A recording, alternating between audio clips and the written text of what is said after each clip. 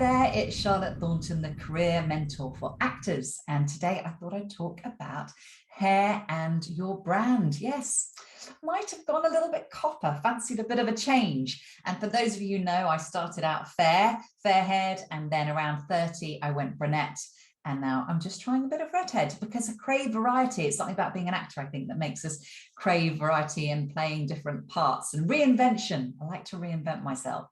So I guess I want to talk to you guys about how that also impacts your brand, but also the fact that, yeah, it does impact your brand, whether you've got a beard or a moustache or you're clean shaven, you've got long hair, short hair, what color your hair is, they impact brand, but also we have to live our lives. So when I went from being fair-haired to being brunette, there was a part of that that I thought would be quite good for my brand, because when I was blonde, for example, when I played Lady Macbeth, the reviewer wrote, "Oh, a blonde Lady Macbeth," as if Lady Macbeth is never blonde because only brunettes are evil. Obviously hasn't watched The Hand That Rocks the Cradle, although that obviously sort of slightly spins on its head our prejudgments about things, and that creates some of the twist. If you haven't seen it, go and see it, old 80s film with Rebecca De Mornay. So yeah, so obviously there was a part of that critic that thought, you know, Lady Macbeth should be a brunette. And certainly as I started to think about the stereotypes and the casting brackets, I realized I didn't really fit the blonde niche, because I didn't do kind of voluptuous, and I didn't do ditzy. I've got a very low voice. I'm still quite giggly, but I didn't sort of really come across ditzy very well as a natural kind of leaning to.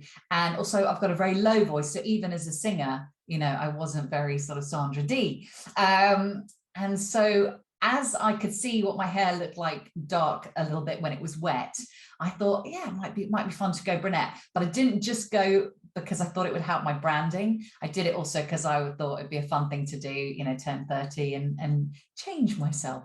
So yes, you need to know that you're changing something. If you do something dramatic, like cut your hair or change your hair color, or constantly be, you know, unshaven when you normally have a big beard and long hair or whatever, that does change your brand, but you have to live your life. So it's knowing it rather than being ignorant of it, but not letting it constrain and restrict you. So for example, I was chatting to a client, a male client with very long hair and facial hair and a real kind of a rebellious Harley Davidson driving kind of look. And we were discussing his client's thoughts that he should sort of appear in a suit and be clean shaven and cut his hair. And I was like, you can do all of that, and that would be a completely different brand.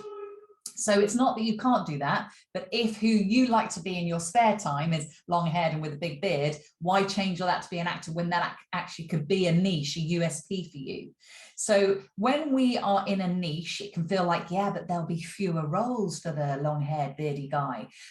Yeah, but there'll be less competition. So to me, it always works out the same. If you're in a bracket through hair color, hair length, or just through being who you are, who you've been genetically born to be, if you're in one of those brackets where there's loads of you, there's probably also loads of jobs. And if you're in a bracket where there's not very many of you, there will also not be very many jobs. So it's the job to competition ratio is still, I'd say, statistically the same. So it's important to live your life and be you. And I kind of feel that the more we bring us to the table, the more likely we are to succeed. So be aware that how you have your hair, boys and girls, and everything in between, how you have your hair impacts your brand, but don't let that necessarily restrict you if you want to make changes. But what we don't want to do is be, let's imagine I'd been brunette and I was being quite successful, and then I decided to go blonde and it didn't fit my brand.